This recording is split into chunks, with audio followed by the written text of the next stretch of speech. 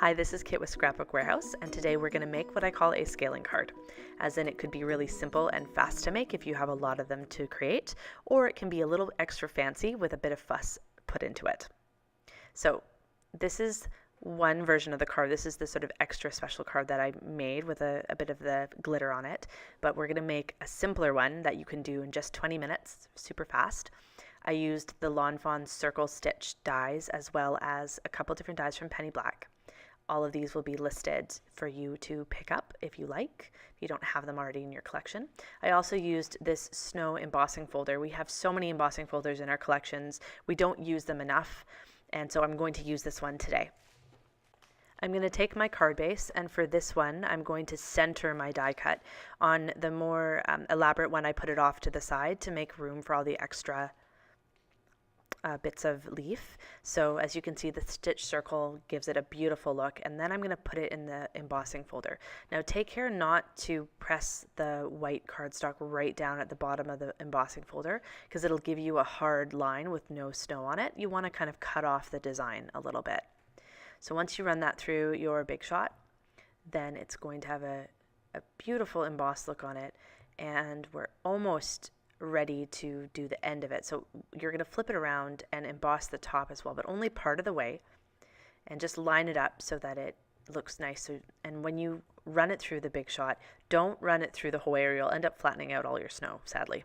So now that that's done, you can see that I've got a great end-to-end scene, and it's ready for me to continue.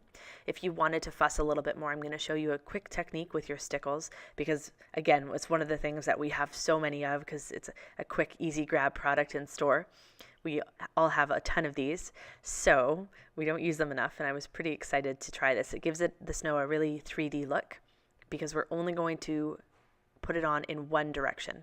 So first you put just a thin line, just run a little bead up the side of the card, and then just stroke downwards. Don't stroke back and forth because that'll sort of wreck the 3D look that you're going for, but you can stroke back and forth right along the edge of the card to make sure you're getting even glitter coverage. So now that it's done, it really looks like the snow is falling downwards. So you could do that at this point on your card. I'm going to leave it blank for a white on white look. So now that I have that cut out, I'm going to take my stamping platform and align where I want my stamp.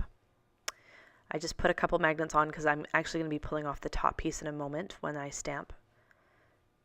So for this one, I put it off center to make the stamp off center to make room for all the extra leaves.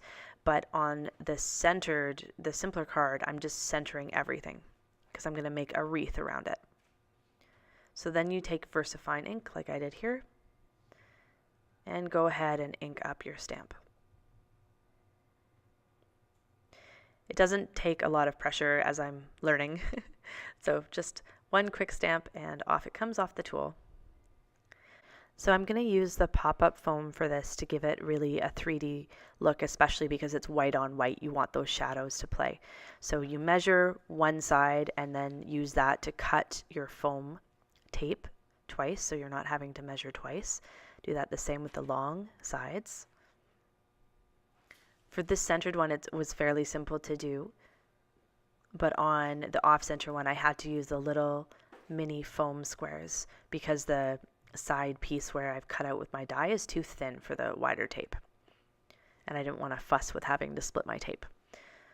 So now I'm just about ready to start arranging my dies.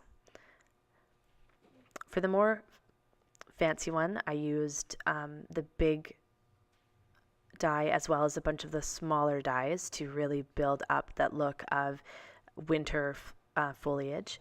But for this one, I'm just going to use 3 cutouts of the big wreath, and it's just going to go around, and already it's starting to look exactly like what I wanted it to do. It's simple, but it's classy and elegant. So in order to make it fit around the wording, whatever sentiment you end up using, which I use Jingle Bells, I just snipped off a couple of the leaves. Then I'm going to use some of the little pop-up squares to make my leaves stand out. I don't use it on every single one because you really just don't need to. So I'm just putting those on all of them, getting them all completed and sort of fussing about where I want them to go. Now this card only took me 20 minutes tops to do, so it was a really quick and simple card. Now I'm going to use the multi-medium matte. This way it won't be shiny. That's especially important because I'm doing a white on white card. I want it to be completely a matte look to it. So it just takes me a moment to stick everything down into place. It's easiest if you pull off the backings on the little foam squares before you start to put the medium matte on. Then you don't get glue all over your fingers. Once that's completed and you've stuck them all down, if you've got something that's popping up, you can just put your tweezers on top of it for a moment or two and it'll help stay. It'll just weigh that down. So it's starting to look like a completed card. Now we're ready to pull off the adhesive. This was giving me a bit of trouble today. I think it's just the temperature in my workroom. So if you're having difficulties or you don't have very long nails, then you can just use your tweezers to pull up a corner. It makes it a lot easier. Now when you're placing the top piece onto the backing, sometimes it goes down all at once and it's off center. So if you start pressing down at the bottom, it'll actually roll the paper up. And so if you're a little bit off center, it won't, it'll fix that for you. Quick way to fix that mistake that I sometimes make. So now I'm almost done. I just have to put it on my card base. And then I'm going to be ready to stamp my sentiment inside and put a sweet message and send it off in the mail to someone special. So this was a pretty simple card to make. You can mass produce them, very easy, or you could doll it up with a bit of the stickle or any other embellishments you've got. Thank you so much for tuning in today. I hope you had fun with this scaling card. Again, this is Kit from Scrapbook Warehouse. Please like and comment and let us know what you think.